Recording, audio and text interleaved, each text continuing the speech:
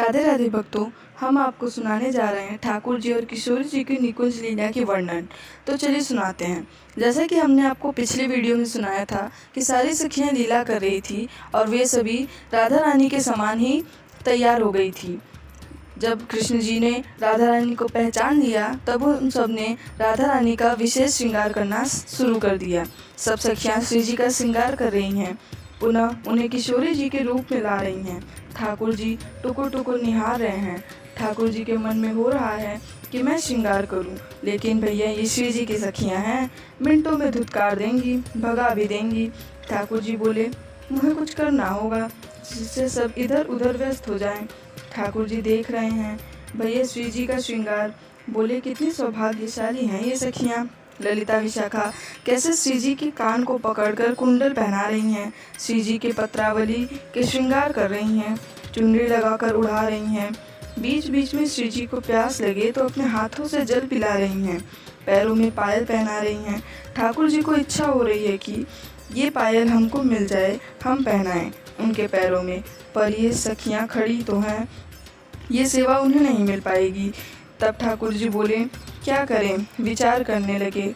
ठाकुर जी बोले, मुझे तो बड़े जोरन भूख लगी है, कोई इन वृक्षों से फल तोड़ कर लाए तो मुझे खिला दे, मैं आनंदित हो जाऊंगा।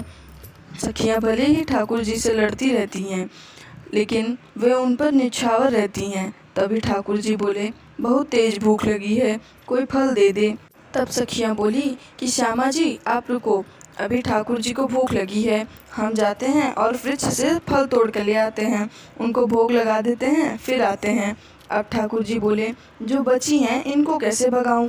ठाकुर जी बोले, मुझको प्यास भी लगी है, जमुना के जल से आजकल प्यास नहीं बुझे, भाई कोई मटका भर के कुएं से जल ले आए तो आनंद आ जाए। तभी दूसरी सखी बोली, अरे कान्हा को प्यास लगी है, मैं अभी कुएं से जल लाती हूँ, और चली गई। लेकिन चतुर दो सखियां ललिता विशाखा समझ गई ठाकुर जी के मन की बात।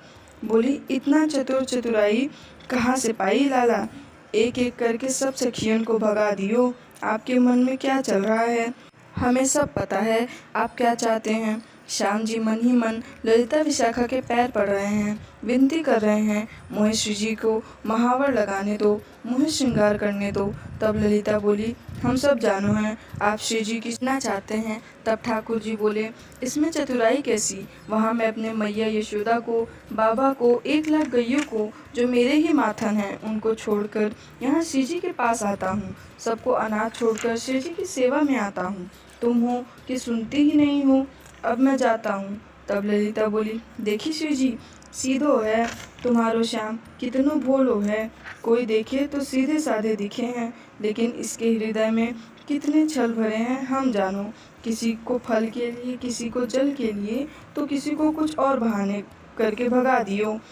अब तो ठाकुर जी के पोल पट्टी खुल गई। विशाखा बोली कि लाला, यहाँ चतुराई और गुमान करके तो काम नहीं चलेगा, झुक जा, पैर पर गिर जा विशाखा ललिता की, तभी सेवा मिलेगी श्री जी की। ठाकुर जी पैर पड़कर निवेदन कर रहे हैं, विनती कर रहे हैं, मुझे श्री जी की सेवा करने दो। जब तक ललिता और विशाखा नहीं कृपा करेंगी तब तक किसी को श्री जी नहीं मिलेंगी।